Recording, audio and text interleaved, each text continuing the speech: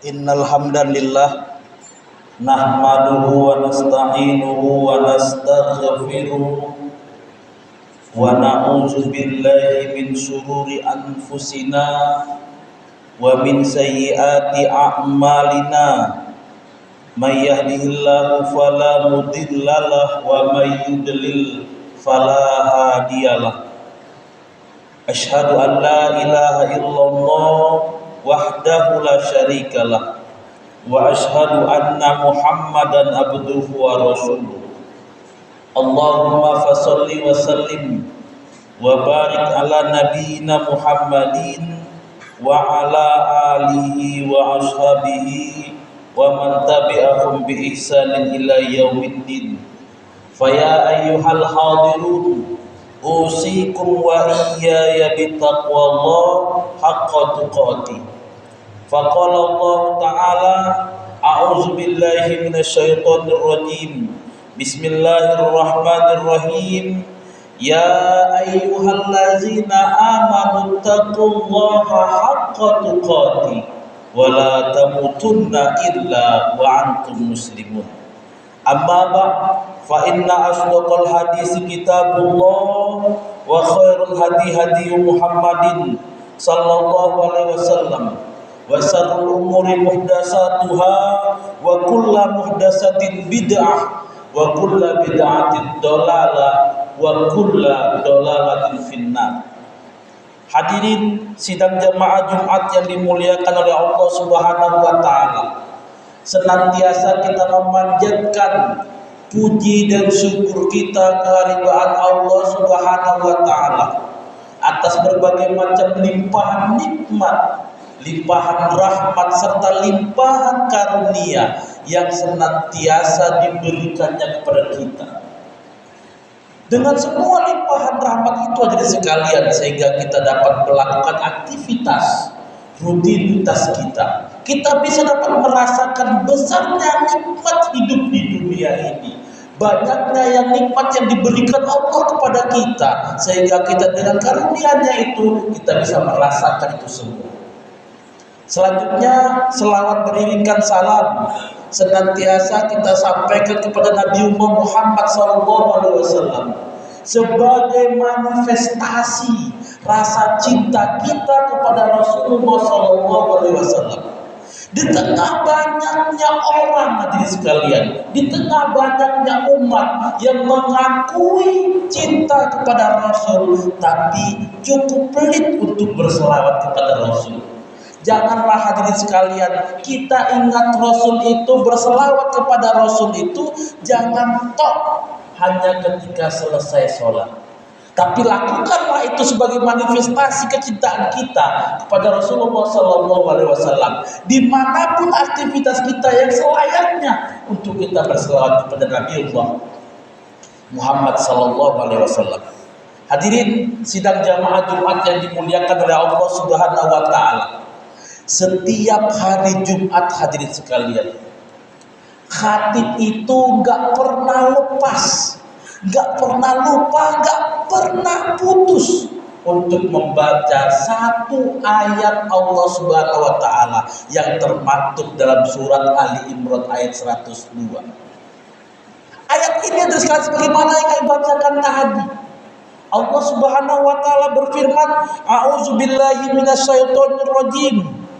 Ya ayyuhallazina amanu taqullaha haqqa tuqatih wa la tamutunna illa wa antum muslimun. Yang artinya sekalian, wahai orang-orang yang beriman, bertakwalah kamu kepada Allah dengan sebenar-benar takwa. Dan janganlah kamu sekali-kali meninggal, mati kecuali dalam keadaan muslim. Hadirin sekalian, di ayat ini ada dua hal penting yang disampaikan oleh Allah Subhanahu wa taala. Di samping itu juga hadirin sekalian, betapa pentingnya ayat ini, sehingga ayat ini selalu dibacakan oleh khatib setiap Jumatnya. Ketika dibacakan hadirin sekalian setiap Jumat sampai Jumat, artinya ada pesan-pesan penting yang disampaikan oleh Allah Subhanahu wa taala kepada kepada kita. Ada mauizah penting yang ingin disampaikan Allah kepada kita. Yang di sini hadirin sekalian dituntut kemauan kita, respek kita untuk memperhatikan ayat Allah ini. Hadirin sidang jamaah Jumat yang dimuliakan oleh Allah Subhanahu wa taala, ada dua hal penting tadi hadirin sekalian. Yang pertama adalah ittaqullaha haqqa tuqatih. Itu poin penting pertama dari sekalian. Bertakwalah kita kepada Allah dengan sebenar-benar takwa. Ini persoalan pertama dari sekalian. Hadirin sidang jamaah Jumat yang dimuliakan oleh Allah Subhanahu wa taala. Kalau kita maknai dari sekalian, takwa dalam pengertian sederhana adalah melaksanakan semua perintah Allah dan menjauhi semua larangannya. Itu pengertian takwa secara sederhana jadi sekalian. Baik itu sekalian, kita berbicara pada tataran takwa sederhana. Sudahkah kita melaksanakan semua perintah Allah dan menjauhi semua larangannya?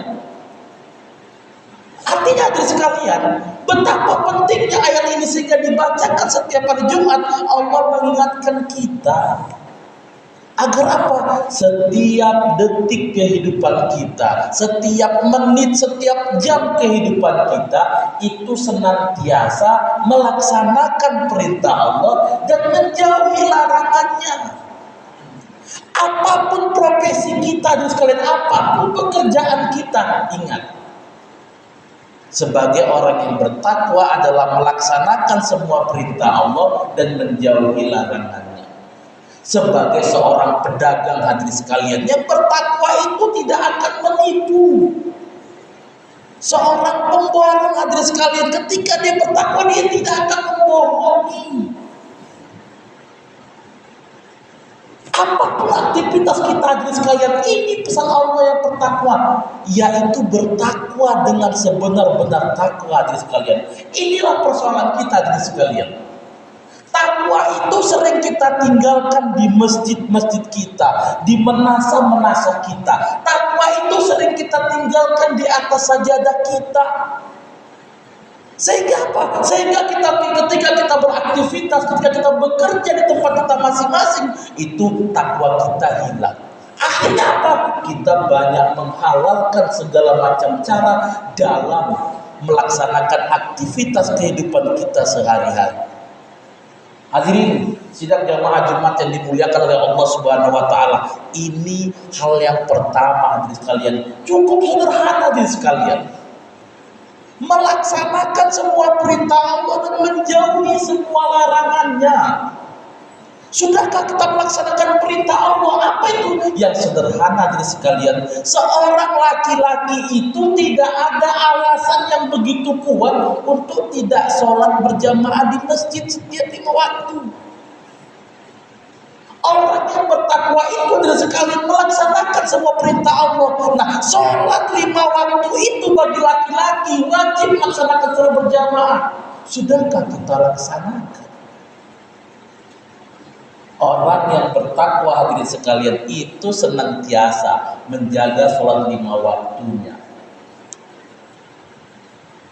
Sederhana hadirin sekalian, tapi masih banyak di antara kita yang belum mampu melaksanakan.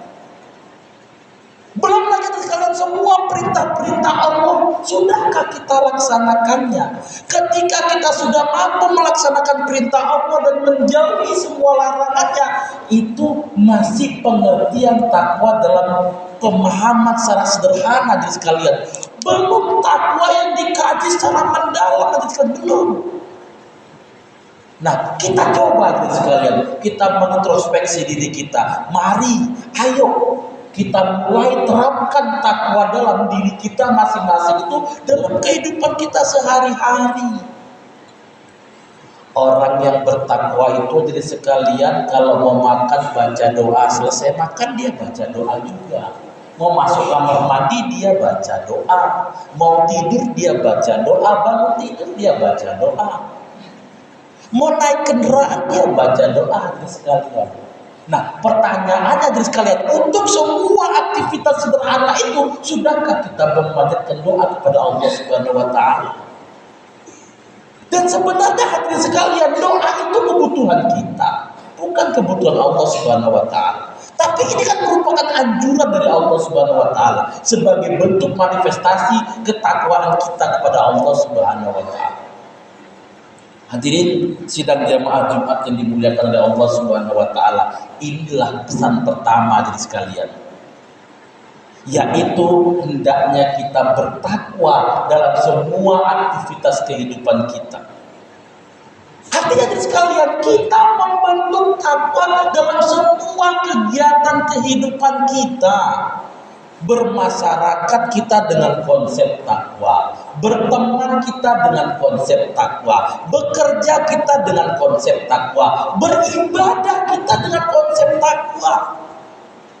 Celakanya hadirin sekalian, nanti menjelang tahun 2024 itu hadirin sekalian, banyak sekali orang-orang yang melakukan ibadah-ibadah tapi dibalut dengan kepentingan pribadi, bukan kepentingan takwa sekalian. Ini celakanya kita sekalian. Kita banyak melakukan aktivitas sosial kita, tapi dibalut oleh kepentingan pribadi, bukan dibalut dengan takwa. Di sini celakanya kita dari sekalian. Nah, inilah makanya dari sekalian kenapa Allah Subhanahu wa taala itu, Rasul itu mengajarkan kepada kita untuk melaksanakan takwa dalam semua sisi dan aktivitas kehidupan kita. Agar apa nih sekalian? Agar semua kehidupan kita itu bernilai pahala di sisi Allah Subhanahu wa taala. Hadirin sidang jamaah Jumat yang dimuliakan oleh Allah Subhanahu wa taala, takwa itu adalah jiwa kita.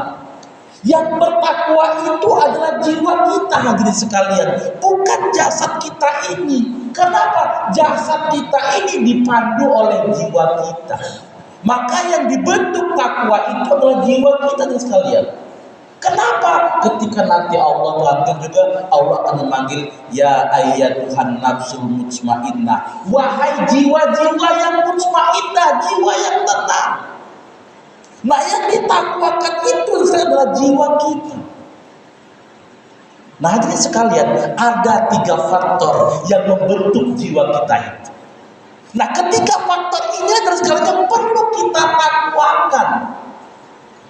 3 unsur yang membentuk jiwa kita ini yang perlu kita buat menjadi takwa. Agar apa? Dengan terbentuknya pola takwa dalam 3 pembentuk jiwa ini, maka lahirlah jiwa kita, jiwa yang takwa sekalian. Aktivitas yang lain itu aktivitas yang pasif. Pembentuk jiwa yang pertama adalah nafsu. Nafsu kita dari sekalian, maka nafsu itu harus kita takwakan, harus melaksanakan perintah Allah, meninggalkan semua larangan Allah. Jangan nafsu itu dilepaskan begitu saja, kan tidak bisa. Nafsu nggak bisa dilepaskan begitu saja, dibiarkan begitu saja, tidak bisa dari sekalian. Dia harus dimanage. Dimanage dengan apa? Dengan perintah Allah dan menjauhi larangannya. Ketika nafsu sekalian tidak lagi dia berbuat semena-mena dan dia sudah dibalut dengan takwa sekalian, maka di satu sisi kita sudah aman. Ada modal kita untuk menuju jiwa yang tenang. Faktor kedua dari sekalian, pembentuk jiwa itu adalah hati kita. Hati kita dari sekalian itu lebih seringnya kalah dengan nafsu kita. Kenapa? Hati kita yang paling dalam dari sekalian itu cenderung selalu jujur berbicara. Coba dari sekalian, ketika kita melihat kemungkaran, tanya sama hati kita yang paling dalam, setuju atau tidak? Jawabannya, sebenarnya hati saya paling dalam gak setuju dengan perbuatan itu. Tapi karena terbalut oleh nafsu yang tidak terkontrol dari sekalian, akhirnya apa? Hati itu tersingkirkan, gak berfungsi ya jadi sekalian. Tidak mampu kita melaksanakan kata hati kita, walaupun kata hati itu benar. Kenapa? Nafsu kita lebih kuat daripada hati kita. Ini faktor yang kedua. Yang pertama tadi nafsu harus kita takwakan sekalian. Yang kedua hati juga harus takwakan. Nah, faktor yang ketiga sekalian yang membentuk jiwa kita itu adalah akal kita. Hati, nafsu, hati, akal dan sekalian. Ada 3 faktor yang membentuk jiwa kita itu. Nah, ke akal ini dan sekalian, inilah yang menghasilkan pemikiran, inilah yang akan menghasilkan konsep, inilah yang akan menghasilkan matematika dan sekalian. Akal kita, akal letaknya paling atas dan sekalian, nafsu letaknya paling bawah, hati letaknya di tengah-tengah jadi sekalian.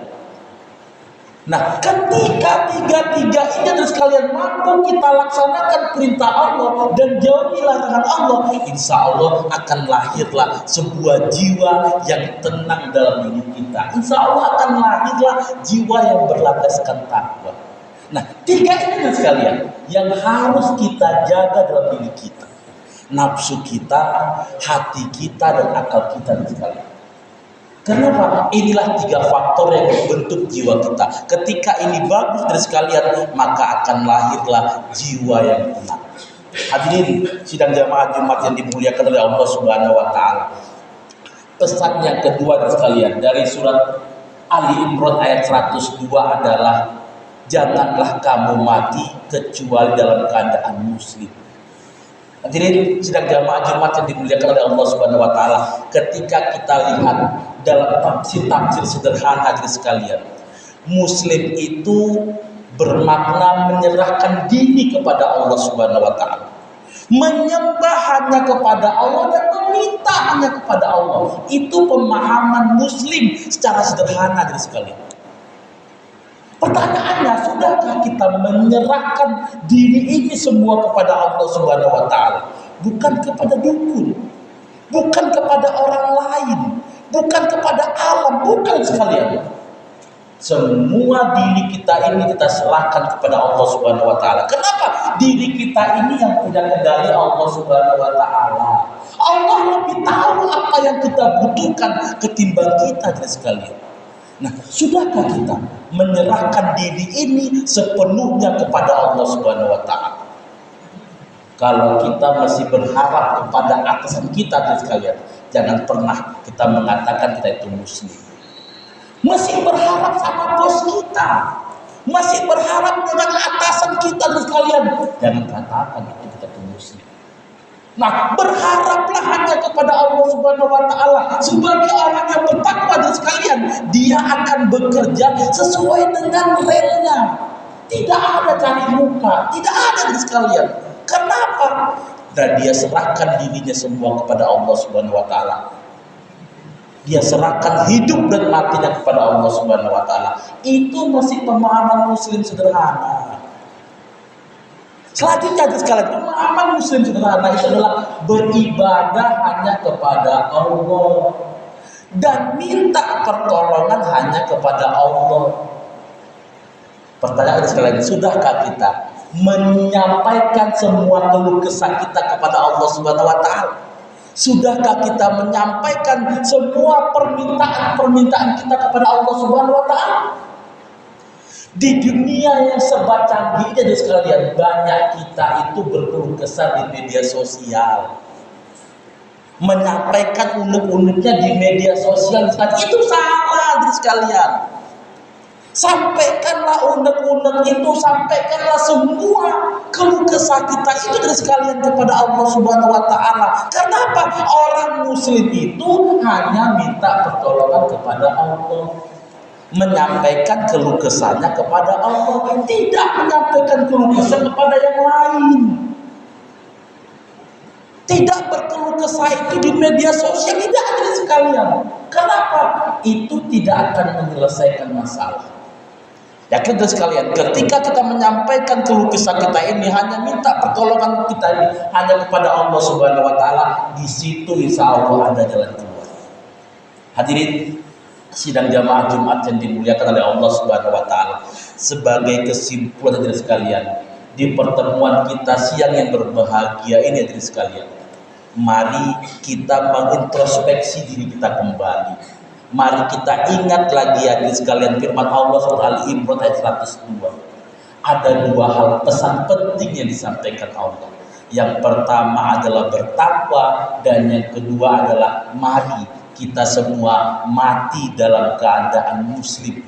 Jangan sampai hadirin sekalian kita mati dalam keadaan tidak muslim hadirin sekalian. Kenapa? Dengan kita meninggal dalam keadaan muslim itu akan memberikan kita peluang untuk menikmati 99% nikmat yang disiapkan oleh Allah Subhanahu wa taala di akhirat nanti. Fa'tabiru ya ulil absar la'allakum tattaqun.